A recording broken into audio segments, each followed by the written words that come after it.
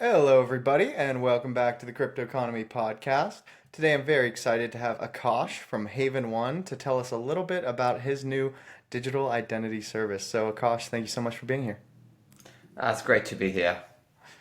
So I was just telling Akash actually that I had my phone stolen this weekend, so digital identity is top of mind for me. I think once you realize that your whole world is sitting on your phone and you start trying to get back into that world, you realize how difficult it is and how hard it is to prove to people at T-Mobile or wherever else who you are is who you actually are, and even harder to do that if you can't show up in person. So I'd love to hear about how Akash and his company are trying to solve some of these roadblocks and make it more seamless experience for crypto in particular. So, Akash, it'd be great if you could maybe just tell the audience a little bit about yourself and just a very brief overview of what Haven1 is hoping to do. Sure. So I got involved in the crypto space around, I think, early 2017. It's about 6 years now, but in crypto terms, it's about 60 years. Um, Initially I became hooked after the first Bitcoin hard fork. Just found some new, I think it's Bitcoin Cash tokens in my wallet, and I was like, didn't really know what was happening. But then after I got some extra that airdrop, I kind of started learning more about the tech and how everything works.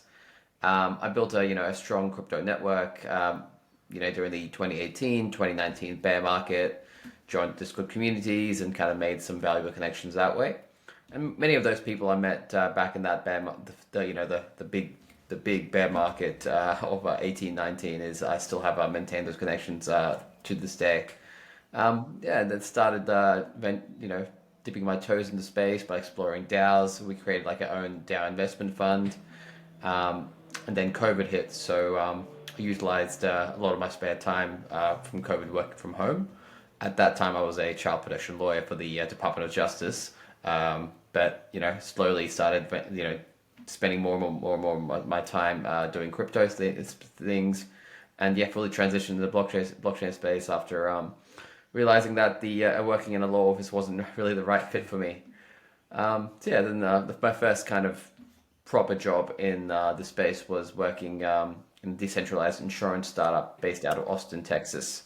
That gave me sort of solid insights on the how risk management works in DeFi and how we really quantify risk in different DeFi protocols or just different tokens as well in general. That's kind of that initial knowledge I learned from there has been pretty effective in avoiding all the pitfalls in the current DeFi space, given that there's so many. Eventually, I joined the DeFi portfolio and risk team at Yield app. We deployed a lot of capital in the space, especially during the bull market of the 2021, 2022 period. And we had a really good relationship with the CEO, Tim Frost. And from there, that's how Haven1 originally started. So, working at the risk and DeFi portfolio team at Yield app, we developed a comprehensive 135-point risk model which focused on smart contracts and took into account, all the historical data on the DeFi exposure and attack vectors. We would speak to institutional capital along the way, the likes of JP Morgan, BlackRock, Goldman Sachs, as they all explored the blockchain ecosystems. All of these institutions, expressed interest in deploying on-chain, but face concerns regarding the counterparty risk, essentially, because you don't know who's taking the other side of the trade. You don't want to mix capital with people who've done sort of malicious activities, or people who are trying to, money launder or those kind of things. And that's really how Haven1 initially started. It was born out of the recognition that there needs to be a more sensible on-chain finance solution for everyday people and businesses to benefit from decentralized technologies. Basically, summing it up in a couple of sentences, Haven1 is an EVM-compatible blockchain that provides guardrails around risk, security, compliance, and liquidity for the best of both Web 2 and Web 3 worlds. So it's been a bit of a journey, and we're here kind of trying to build something which is essentially increasing the pie, or bringing more users in, bringing more liquidity in, rather than trying to steal or trying to siphon liquidity users from the current very tiny ecosystem that we have in blockchain at the moment. Yep, that makes sense. And so, would you say your target market is more the larger institutions than the average small user, or do you need all of the, smaller users to be the counterparties to those larger institutions? So we're targeting both. I mean, we are very retail focused as well. So there's, I think, something around 2 billion plus lost in DeFi in the past 2 years. There was a really good analysis by a piece by Chain Analysis indicating how much money has been really lost in the space. Now, I worked in risk in DeFi for 3 years. I can't quantify all the risks. I don't know all the risks, and I've been working in the space for such a long time compared to most people. Now, how can you expect the mum and dad investors or the new entrants coming into the market, or even just people who've been using DeFi or centralized exchanges for a while to quantify risks on chain? It's just not possible. I mean, even established protocols such as Curve Finance had a 0-day hack about. I think it was about a couple of months ago now. Balancer, who's been part of the DeFi blue chip DeFi considered protocols for such a long time. They've had about two or three vulnerabilities this year, and a lot of people have lost money. So I don't understand like how we can expect more and more people to come into Web3 when there are all these underlying risk issues in our current ecosystem. And so we do want to have like a safe place for even the retail people to or everyday users to transact on chain with some level of guardrails. Yeah, that's something we're very clear about. We're not calling it DeFi. It's called Haven1's on-chain finance. So we're kind of taking the best out of the Web2 worlds and the best out and the transparency out of the Web3 worlds to put it in a new chain. And that's something we're very clear about as well, that we're not competing with Ethereum, we're not competing with Solana, because they're all public blockchains. We're kind of more of a secure, a safeguarded ecosystem, which is compliant, it's on-chain, there's on-chain verification and a bunch of other things that we're doing to kind of protect those people, but also, just provide like a place where everyone can transact without, complete, sweating every single day on if the funds are going to get hacked and what's going to happen to their capital when they've deployed it. So, what exactly do you mean by on-chain verification? Is that like an ID upload? Is that like, a phone number like I sign up for with T-Mobile, where if my phone gets stolen, I call them up and I'm like, here's my identity, this is really me. What does that look like in your system? So it's the Haven1 incorporates a provable identity framework. All Haven1 users, including application builders, will be required to complete identity verification, which adhere to KYC AML standards before executing any transactions on chain. Only when you get a confirmation of the identity verification and you're given a country ID, which will be stored on chain to through a provable identity NFT. Once you receive the NFT, only then you can transact on chain. What this does is it gives assurance that all on-chain actions are compliant and performed by known actors. It also allows for dispute resolution and fund restoration in the event of wrongdoing or improper conduct. And this also has a huge benefit to developers, because developers will be able to restrict users from certain countries or allow only whitelist users from certain countries for the DApp. This has been like a ongoing issue. Will become a super important issue in Europe when with the how Meek is coming in. That there's some other countries will have similar kind of frameworks which are implemented in. You need to kind of adhere to on-chain. If you want to be fully like compliant and fully regulated, let's say if you're like a German developer who's wants to put let's say real world assets on chain, and or you're an American kind of developer who wants to put treasury bills on chain. Now you can't enable any of those activities on public blockchains. What you need to really do is you need to be able to pick and choose or restrict certain users or allow certain users only to use the applications. Like if you want to, I don't think I can just rock up to and buy treasury on T bills on chain for any protocol. I need to be I think verified as a accredited investor. I can be, I need to be from a certain country, most likely. I actually don't know exact rules, but yeah. So you can do that on Haven1 because when I verify myself on chain, it'll be certain, I'll receive a country ID as part of my NFT. So I'm from Australia, so my NFT will my identification will show that I'm from Australia.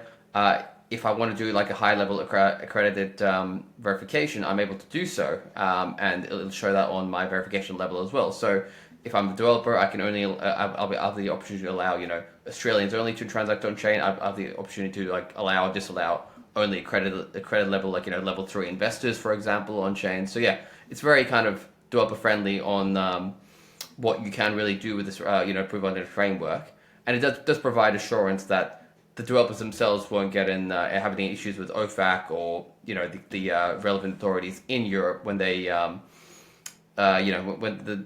given that everyone is all on chains actions will be performed by compliant and known actors. Yep, that makes perfect sense. So I think the accredited investor thing is super interesting. Just from being someone who starts a lot of startups, I know that it's very difficult to verify that, or at least to create a system that makes it super easy for those people to come together in one place and move money around. And that's kind of one of the main hurdles in U.S. regulation and all these ICOs is they're really not checking for any of that. And if they did, then it would be legal and it would probably be more efficient than what the current market is doing right now. So I think that's very neat. When you talk about investors being able to use it, is it native to Ethereum? I know you said EVM compatible. Or I saw also like a Solana wallet pop up. Is this, are you building sort of the rails for other tokens to be traded on top of your platform, or is it going to be a native token that other tokens are going to be swapped into first? So it is a layer 1 blockchain that we are building. Just a little bit about the tech. We're using Haven1's design using Go Quorum, which is open source blockchain platform, which was created by JP Morgan, and then it's being currently managed by Consensus. So, and we're closely working with the Consensus team every week to upgrade and improve the client. Only through this, Go Quorum can we create a blockchain network that's fully flexible and has an expressive permissions management system. So if you want to sort of, we'll be connected to other chains through, of course, our compliant bridge that we run ourselves. We will have a lot of, if you mentioned Solana and other assets, we will have a lot of bridge assets onto our chain, but our bridge is not like the current bridges, which seem to get exploited, every single week. We're using Fireblocks as our custodian, which is like an institutional grade custodian. So if you want to bridge assets onto Haven1, they'll be stored in Fireblocks managed wallets. That's probably one of the highest level securities in DeFi or entire crypto ecosystem. All assets going to be verifiable on chain, so you'll be able to see like the wallets, which won't be like a SBF FTX situation where you can kind of make up these numbers, because we'll be using Chainlink's proof of reserve system. All assets will be verified 1-to-1, 24/7. But yeah, essentially, if you want to kind of, we'll have when we do launch, we'll have a number of whitelisted assets, such as, of course, all the major currencies, all the major stable coins, all the major L1 tokens and whatnot. You'll be able to bridge them onto Haven1. We'll be providing liquidity for all those tokens, if you want to kind of, and our own products as well that you can use them in. So it will be open. Certain whitelisted assets at the start, but yeah, of course, the plan is to keep increasing that as time goes on, so we can, have enough liquidity, enough kind of trade opportunities, and participation for everyone that needs to kind of use Haven1. Makes sense. So, how would you describe your interactions with Yield App, and do you have any other partners who you might be looking at who would be a similar fit? Sure. So yeah, Yield App's essentially incubating Haven1. There's completely separate teams now, but when we did first start, we were kind of working together to essentially they were giving us a lot of their expertise and their connections in building up Haven1. currently, we have separate teams, but we do kind of work very closely together. Yield App's, of course, one of the it was a leading digital wealth platform with over in the bull run. I think it was around $550 million in AUM managed assets. We had at the peak, I think we had around 250 million deployed into DeFi. About 90,000 plus active users. So yeah, the Yield App's got a strong community. It's got a reputation in the space. It's one of the main risk models that we created. It's allowed us to navigate through all the issues that that became prevalent in 2022. Where in Celsius, BlockFi, all those ones kind of went down one by one. We managed to survive. So we do have kind of a strong reliable reputation in this space, and we are leveraging both that technical expertise and the community that we built up from Yield App to incubate Haven1. So that's been a huge plus for us. I think I read somewhere that the first 1,000 or first 10,000 users of any fintech or any blockchain company is the hardest to get. One of the benefits we have is that Yield App currently has over 40,000 active users, so we can already leverage that community to Haven1, and that's going to be substantial for us on day one, given that it's such a competitive space right now. There's only so many people who use blockchain. I know the numbers are inflated on how many wallets are being used and how many transactions. No one knows how many are bots, but you would assume at least like 70-80% of those new wallets every day are bots, right? I just can't imagine it's new users are coming on chain every day. So yeah, it's the technical expertise and community from Yield App. It's going to be very, very beneficial to us. Also, we recently announced a joint venture with Coinbag. Coinbag provides institutional grade asset management system for all the big some of the big companies such as Fortress, and so that means like the partnership that we bring in with all the founding members and the team of the experts from Coinbag to Haven1 allows us to kind of really work with all those the bigger players, big institutions to deploy and validate on chain. So it's been that's going to be very beneficial for us for in the long term as well.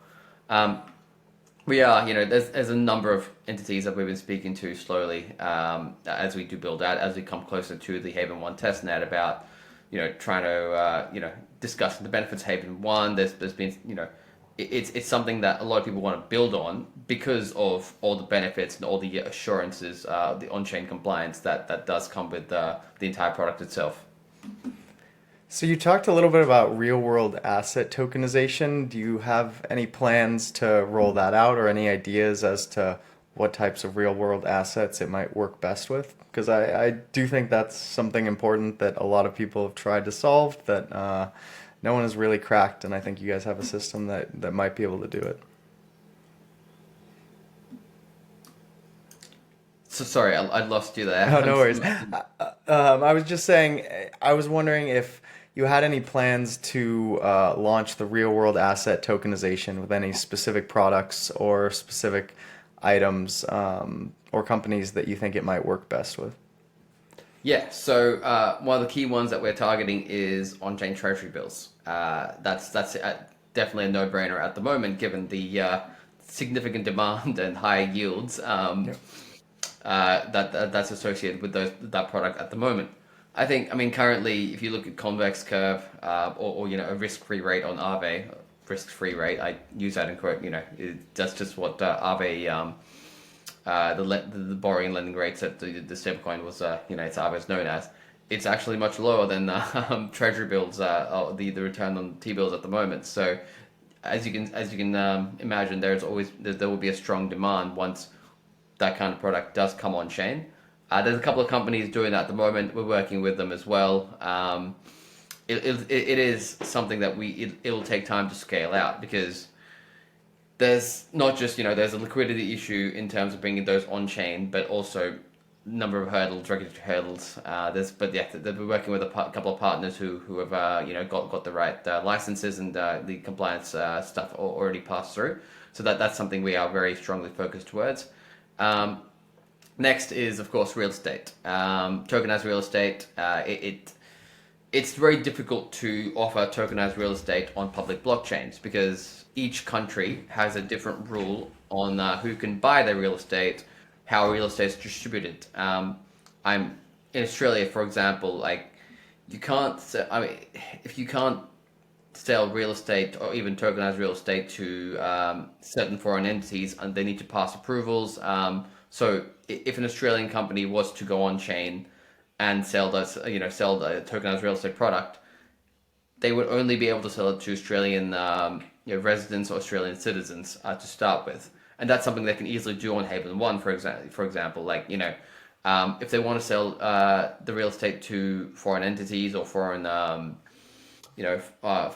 just even foreign retail people, they need to pass like certain permissions from the government, which is a really like, long process. So having launching that kind of product on Haven1 really just makes sense, given that they will be assured that, I mean, they don't have to do their own checks and balances. Like that's something we can help them with. They'll be able to easily able to whitelist Australian only clients to access that kind of product.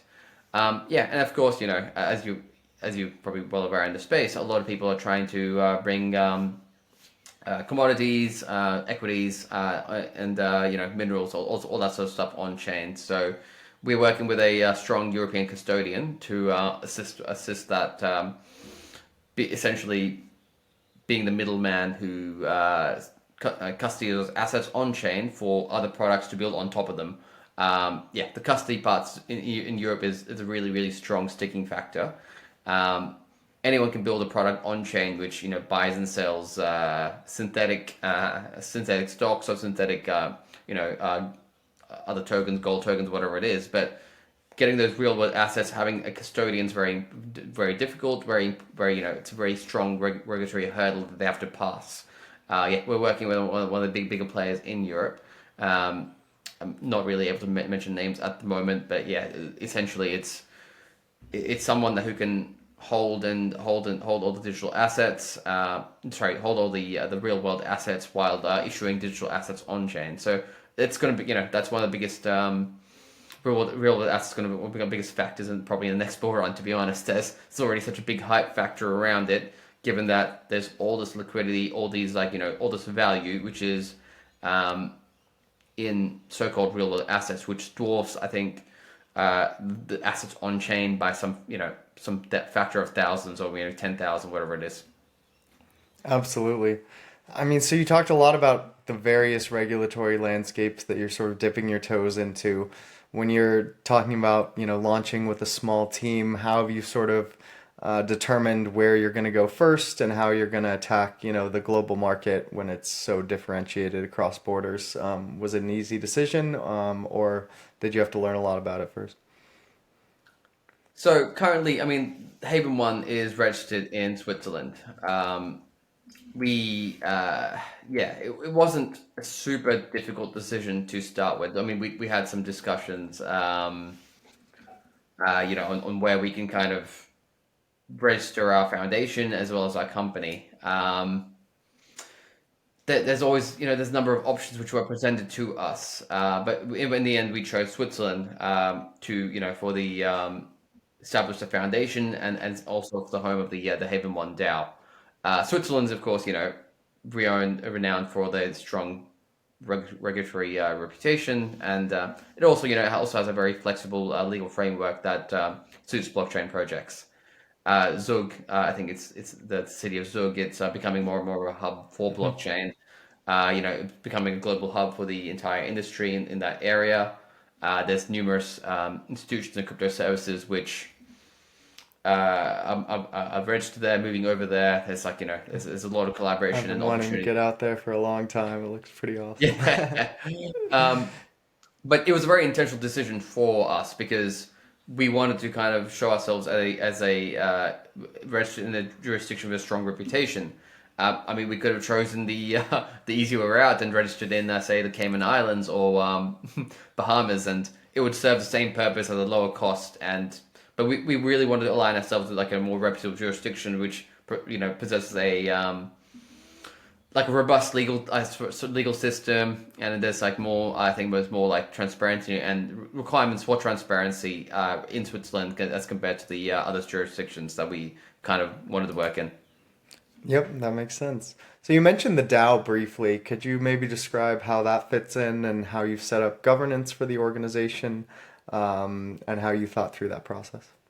So governance is still a work in progress. There's essentially going to be three layers of governance, which is the foundation, the DAO, as well as the validators. I'm a big on decentralizing governance whenever a blockchain does launch.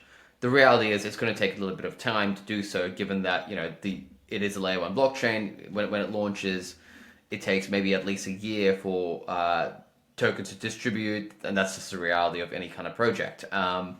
It's been years and years of some other layer one blockchains, and it's still kind of all the controls very still centralized. The way I'm building out the framework is taking pages out of the optimism model. So optimism has very strict roles for the DAO compared to the foundation itself. There's a really good distributed committee system we have where there's open committees which decide on grants. There's open committees which decide on public goods funding, all that sort of stuff. So we are kind of trying to take as many pages out of the optimism model as well as anything else we kind of do like in the other frameworks. It is definitely a work in progress, as I said. It will be. I mean, of course, we're going to release all the papers and everything else before launch, ideally by the start of next year. We do want to make sure that there are very set responsibilities, so everyone knows what they're getting into. Ideally, if we can get to a stage where tokens are distributed enough, that there is enough decentralization that benefits everyone, not just the token holders itself, but of course the foundation as well as anyone who wants to build on-chain, because it loosens up the regulatory requirements if a company is decentralized. So that's something that we are definitely going to target rather than just kind of say it out loud, because it is actually beneficial from a regulatory standpoint. Yep, absolutely. So who would you say your biggest competitors are, and how would you say you're planning to compete with them? So, like I said, I think earlier in the show, we're not competing, or we're not aiming to compete with any other public blockchains, because they don't really have the same sort of frameworks or the, I suppose, the guardrails that we have. So, I wouldn't ever say we're competing with Ethereum or Solana or Binance Smart Chain, because they all kind of do something which is very different to what we are trying to do.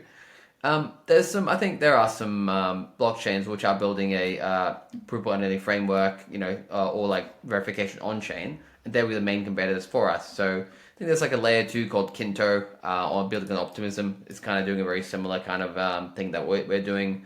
I haven't. I mean, they're still not live yet, so I can't be sure exactly how they're building their framework out. But I've been following them a little bit. This is tidbits of updates here and there. Same with there's a couple of other blockchains such as Concordium, not really sort of super well known. They're also pre-launched. They seem to be doing kind of like a on-chain verification system as well. So yeah, it's at this stage there isn't really any blockchain which is launched and become I suppose gathered that much interest on the verification kind of with on-chain verification. So we're keen to see how the space evolves. There's definitely going to be quite a few that are building. So it's always interesting to see the different approaches people take. As you know, there's a lot of liquidity outside of the current blockchain ecosystem, so there's enough for everyone to go around.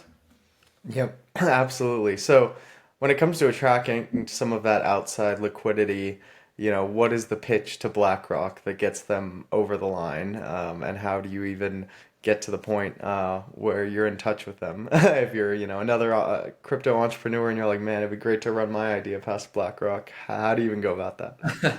We've actually had a couple of calls with them for a while back when we were managing a DeFi fund at Yield App.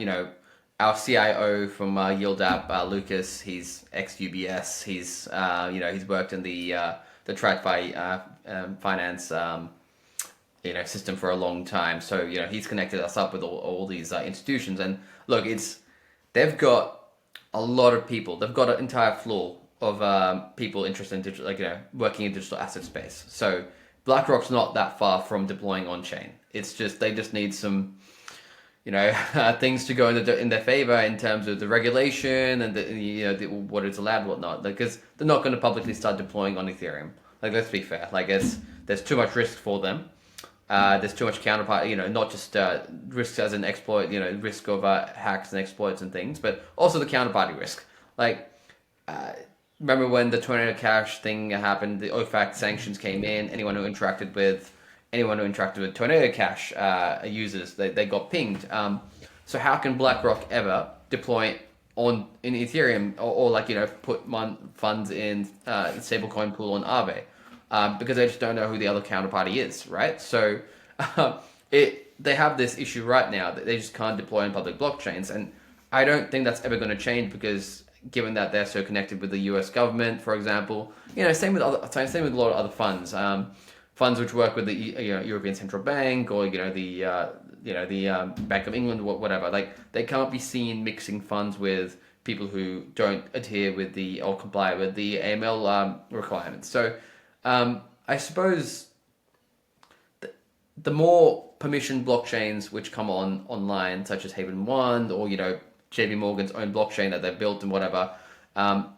That's, I think, what the big factor will be, and it'll take a while to establish these as a safe haven and things. But yeah, I think the reality is like they won't be just deploying on chain. They can deploy. I mean, they can create their own blockchains as well and deploy funds on them. But it's one of those things where it's difficult for them to kind of deploy in this current scenario, given the prevalent issues that we've had for so long.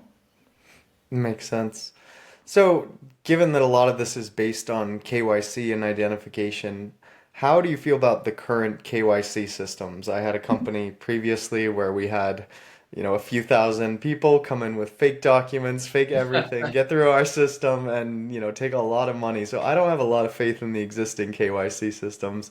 How do you feel about those? And do you feel like Apple's new, ID management feature and some of these other new products that are coming out might solve some of those gaps? Yeah, I suppose on-chain verification, or I found that the liveliness test is pretty good generally. To be fair, I'm not a huge expert on how each company does different ones. Like the one we use for Yield app, we've had no issues with them for 4 years, kind of thing. And they do liveness checks. They do kind of a more strict management system. I know there's a lot of what was it? WorldCoin. I think it's 4 months ago. There was a lot of kind of talk about how they're doing it, and there was eyeball verification and how that can be gamed. I don't see how people don't keep building on that technology. It might not be ready right now, but it might sound a bit dystopian, but I just don't see how we don't go more in that direction. Would you see WorldCoin as a competitor or a partner? I think they have a lot of issues. I wouldn't, I think they've done a great job in marketing and getting the right, money behind them. I wouldn't, I suppose if they provide verification services, we can see them as a partner in the future.